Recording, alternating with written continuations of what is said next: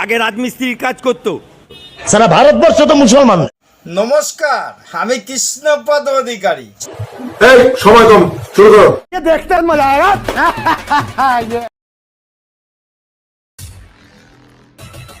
কৃষ্ণপদ অধিকারী, আমার ছোট্ট একটা ইউটিউবের চ্যানেল আছে, চ্যানেলটার নাম ডোন্ট কেয়ার। ফেসবুক পেজ আছে কৃষ্ণপদ অধিকারী নামে। বলুন তো দেখি, আমরা কোন জায়গায় বসবাস করছি? সমস্ত ভারতবর্ষ নাকি ওই গান্ডুগে? ভুল করছেন আপনি। দেখুন আমার ভিডিও। এই সমস্ত অপদার্থদের চরম শিক্ষা বাংলার মানুষ এবং ভারতবর্ষের মানুষ, হিন্দু সমাজ দেবে কিনা সেটাকে নিয়ে আমার ভিডিও।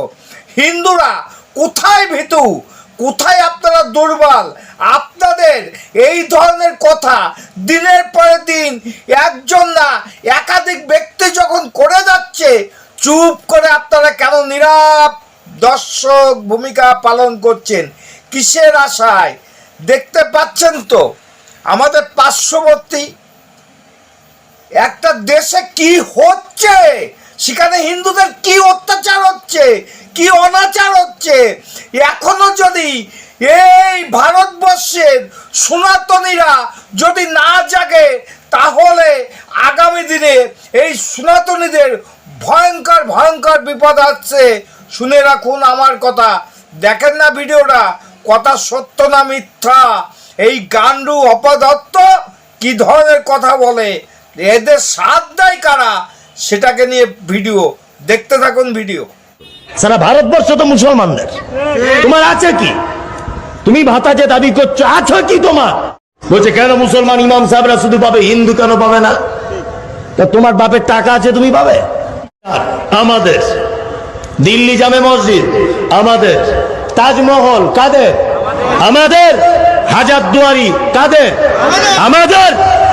ওই আপনার হুগলি নদীর পাড়ে আছে ইমামবাড়া কাদের? আমাদের। লালকেল্লা কাদের? আমাদের। সারা ভারতবর্ষের যত ঐতিহ্যবাহী জিনিস আছে সবই তো মুসলমানদের। তোমার বাপের কি আছে একবার দেখাও। কি আছে একবার দেখাও। আরে গন্ড মূর্খ, তোর বাপের কি আছে? ইতিহাস জানিস না ভারতবর্ষের? পৃথিবীর ইতিহাসও জানিস না?